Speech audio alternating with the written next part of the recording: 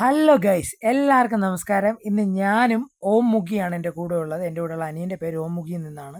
ഒരു വെറൈറ്റി പേരാണ്. ഞങ്ങൾ രണ്ടുപേരും കൂടെ ഓം മുഖിയുടെ സൈക്കിൾ എടുത്ത് നിന്നൊരു കറക്കമാണ് ഗൈസ്. ഇന്ന് ഞങ്ങൾ രണ്ടുകൂടെ ഒരു ട്രൈബൽ ഏരിയയിലെ ഫുൾ കാഴ്ചകൾ നിങ്ങളിന്ന് കാണിച്ചു തരും. ഞാൻ വളരെ അഭിമാനത്തോടു കൂടി പറയാം, നമ്മുടെ ഓരോ ഗ്രാമങ്ങളും വളരെ നീറ്റ് ആൻഡ് ക്ലീൻ ആണ്. അതുപോലെ സ്വച്ഛ് ഭാരതാണ് ഗൈസ്. വെറുതെ പറയണല്ല ഗൈസ്. പണ്ടത്തെ പോലെ വഴിയിലുള്ള പരിപാടിയൊന്നുമില്ല. ഇപ്പോൾ എല്ലാവർക്കും അടച്ചുറപ്പുള്ള ബാത്റൂമുകളും വീടുകളും ഉണ്ട്. പിന്നെ അതുപോലെ ഇപ്പോൾ ഈ കാണുപോലെ ഞാൻ ആരെയും കുറ്റം പറയില്ല. കാരണം നമ്മളെ ഭരണകർത്താക്കളാണെങ്കിൽ പോലും ഏതൊരു വ്യക്തിയും ഞാൻ കുറ്റം പറയില്ല. കാരണം ഒരാൾ എങ്ങനെ ജീവിക്കണമെന്ന് തീരുമാനിക്കുന്നത് ആ വ്യക്തിയുടെ ചുറ്റുപാടുമാണ്. അപ്പം നമ്മളിത് മനസ്സിലാക്കേണ്ടതെന്ന് വെച്ച് കഴിഞ്ഞാൽ, നഗരപ്രദേശത്ത് നിന്നും ഗ്രാമത്തിൽ വന്നപ്പോൾ എനിക്ക് മനസ്സിലായ ഒരു കാര്യം എന്ന് വെച്ച് കഴിഞ്ഞാൽ, 100% നിഷ്കളങ്കമായ ജീവിത രീതിയാണ് അവരുടേത്. അതുപോലെ അവർ ചുറ്റുപാടും അത്രയും നീറ്റ് ആൻഡ് ക്ലീനുമാണ് ഗൈസ്. ഞാനും അവനോട് കാര്യങ്ങളൊക്കെ പറഞ്ഞ് ഇങ്ങനെ സൈക്കിൾ ഇങ്ങനെ ചവിട്ടിക്കൊണ്ടിരിക്കുകയാണ്. അപ്പോൾ അവൻ്റെ ഗ്രാമത്തെക്കുറിച്ച് എനിക്ക് വളരെ വിശാലമായി വിശദീകരിച്ച് തരികയൊക്കെ ചെയ്തു. അതിൻ്റെ ഇടയിൽ കൂടെ 100% ഞങ്ങൾക്കറിയുന്നു മഴ പെയ്യുമെന്ന്. ഞങ്ങളുടെ കുടയൊന്നും കാര്യങ്ങളൊന്നുമില്ല.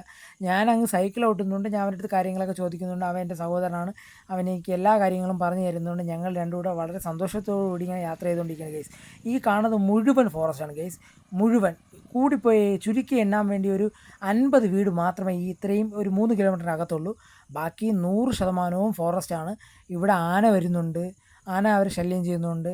ആന, കരടിയുണ്ട്, അതുപോലെ മാനുണ്ട്, ഒരുവിധമുള്ള എല്ലാ വന്യമൃഗങ്ങളുണ്ട്. പക്ഷേ അവരെന്ത് പറയുന്നു, അവരിവിടെ തന്നെ ജീവിക്കുന്നു. അവർക്ക് അവർ ജനിച്ച് വളർന്ന സാഹചര്യത്തിനോട് അവർ പൊരുത്തപ്പെട്ട് ജീവിക്കാനാണ് ഇഷ്ടം.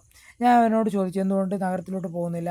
അവർക്കിതാണ് ഇഷ്ടം. അവർ കാട്ടിൽ പോകുന്നുണ്ട്, കാട്ടിൽ സാധനങ്ങൾ ശേഖരിക്കുന്നുണ്ട്, പുറത്ത് കൊണ്ട് കച്ചവടം ചെയ്യുന്നുണ്ട്. എങ്കിലും അവർ എത്ര വനമാണെങ്കിലും അവർ സന്തോഷത്തോടുകൂടിയാണ് ജീവിക്കുന്നത് ഗൈസ്.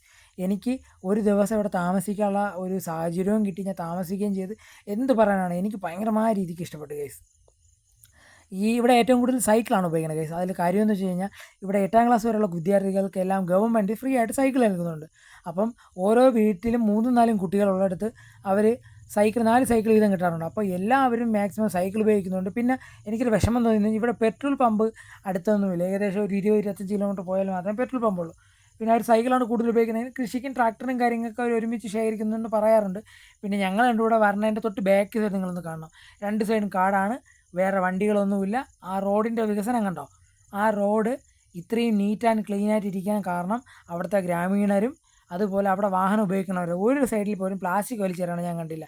പിന്നെ രണ്ടാമത്തെ കാര്യം എന്ന് വെച്ച് കഴിഞ്ഞാൽ, മഴ പെയ്ത് തുടങ്ങി കേസ്. ഞങ്ങൾ വേഗം എങ്ങനെയെങ്കിലും കയറി നിൽക്കാൻ, കടകളോ കാര്യങ്ങളോ ഒന്നുമില്ല, നനയുക അത് തന്നെയാണ്. അവൻ്റെ അടുത്ത് ചോദിക്കണം, ചേട്ടാ ഫോൺ വാട്ടർ പ്രൂഫാണോ? ഞാൻ പറഞ്ഞു വാട്ടർ പ്രൂഫൊന്നും അല്ല ബ്രോ.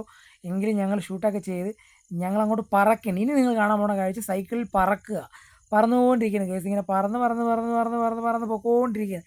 എൻ്റെ കിളി പോയി. കുറേ നാൾക്ക് ശേഷം സൈക്കിൾ ഓട്ടിയപ്പോൾ കാലിൽ മസിലൊക്കെ വെട്ടിപ്പിടിച്ച് കേസ്.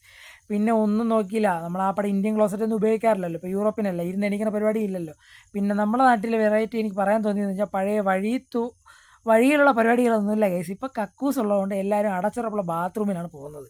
അത്രയും നീറ്റ് ആൻഡ് ക്ലീൻ ആണ് കണ്ടത്. എനിക്ക് മുമ്പ് ഇത് ആടുകൾ പറക്കുകയാണ്. ഇവിടെ ആടിനും പശുവിനും മുതലാളിമാരുണ്ടോ എന്ന് ഞാൻ പലരിടത്തും ചോദിച്ചു. എല്ലാവരും പറഞ്ഞ് 500-600 ആടും പശുവുള്ള മുതലാളിമാരുണ്ട്. പക്ഷേ മാസം തികയാറാകുമ്പോൾ അവർക്ക് 300-200-100 മാത്രമേ കിട്ടാറുള്ളൂ. ബാക്കിയുള്ളതെല്ലാം ഈ കാട്ടിലേറെ വന്യമൃഗങ്ങൾ പിടിക്കുകയും അങ്ങോട്ടും ഇങ്ങോട്ടുമാണ്. പിന്നെ എന്തെന്ന് വെച്ച് കഴിഞ്ഞാൽ, മഴ പെയ്ത് കേസ് ഞങ്ങൾ രണ്ടെണ്ണവും കൂടി ഒരുവിധം എങ്ങനെയെങ്കിലും എത്തിപ്പെടാൻ വേണ്ടി നോക്കി.